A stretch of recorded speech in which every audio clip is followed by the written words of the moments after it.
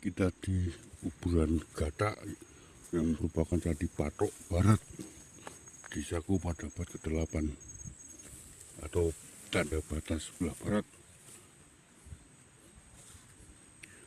Lalu pada masa Mataram Islam, reruntuhan bangunan Candi Patok dan candi-candi lainnya yang runtuh akibat erupsi Merapi diubah menjadi kuburan dan musola serta bangunan masjid.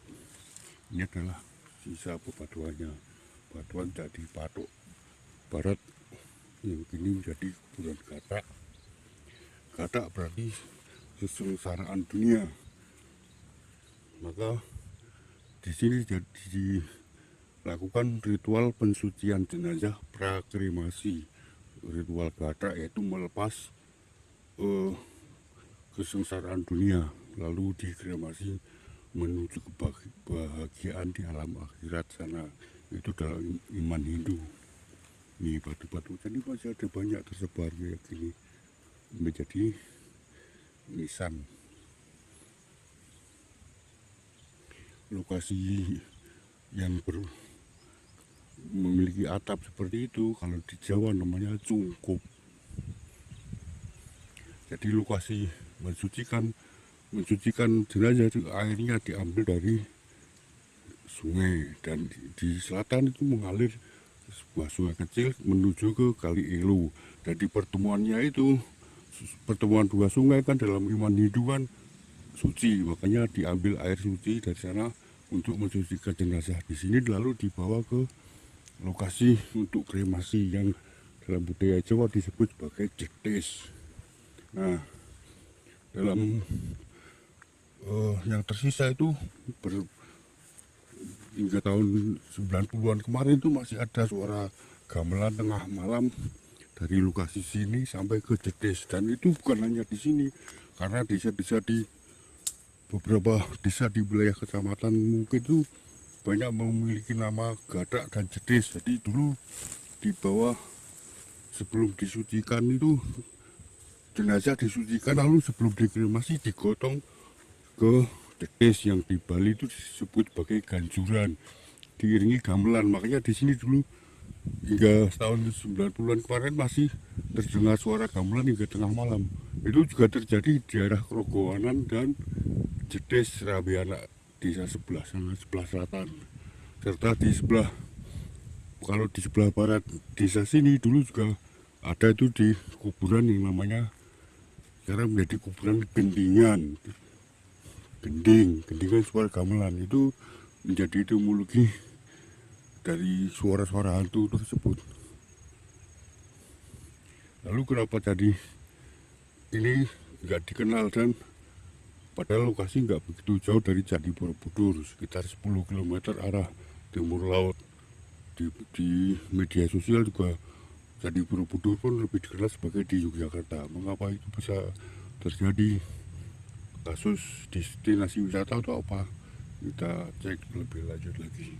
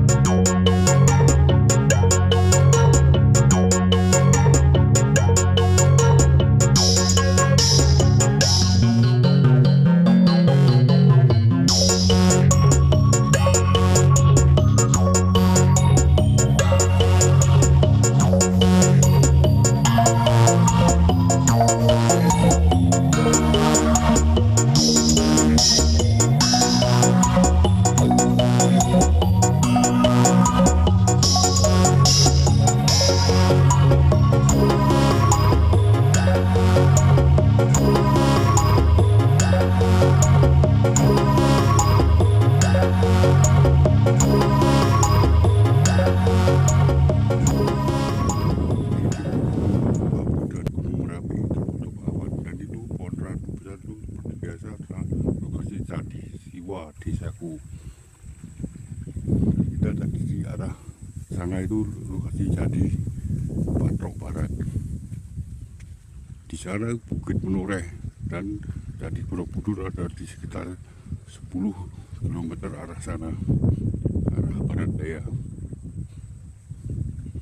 Lalu kembali lagi ke kenapa situ cagar budaya di wilayah desaku dan sekitarnya. Kalau di Kabupaten Magelang begitu jarang ada perhatian dan pelestariannya oleh pihak pemerintah desa. Itulah yang jadi pertanyaan, apakah itu alasan kenapa Candi Borobudur lebih dikenal sebagai berada di Yogyakarta?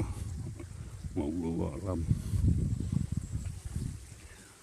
Karena seperti dalam pengalamanku itu di sana itu ada dusun namanya Dusun Gamol. Di sana juga dulu saya ada warga menemukan patung dan telah saya laporkan, lalu didata oleh saat itu ya BPJB Jawa Tengah. Tapi itu pada realita saya mendengar kabar dari warga dusun sebelahnya, yaitu dusun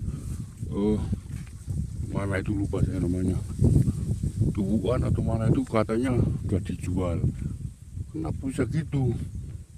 Di sebelah selatannya tuh jadi bisa Rabiana, di sana juga banyak situ cagar budaya dan beberapa telah saya laporkan lalu didata oleh pihak terkait, yaitu BPJB yang kini menjadi PLK wilayah 10 Jawa Tengah dan DIY. Hal pahit juga sering terjadi misal di situ. Itu namanya kan mengalir Sungai Ilu.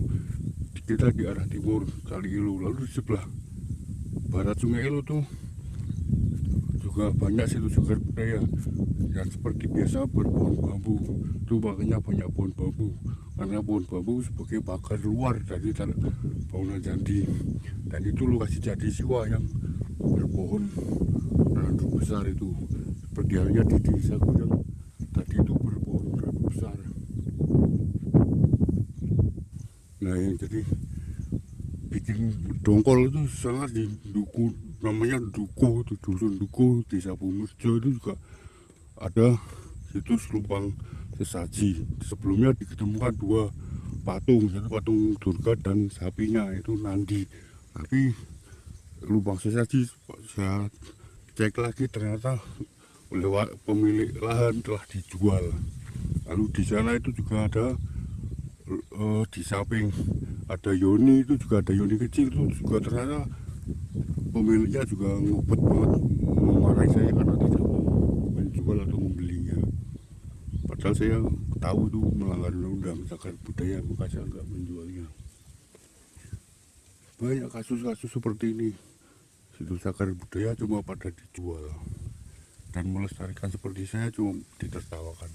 Makanya itulah kenapa tadi Borobudur pun mungkin lebih dikenal di Yogyakarta karena hal tersebut. Dan entah kapankah pihak pemerintah kabupaten dan ke atas itu mendukung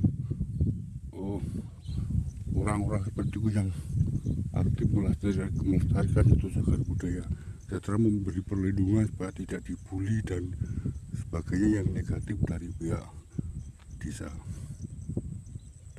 Salam budaya.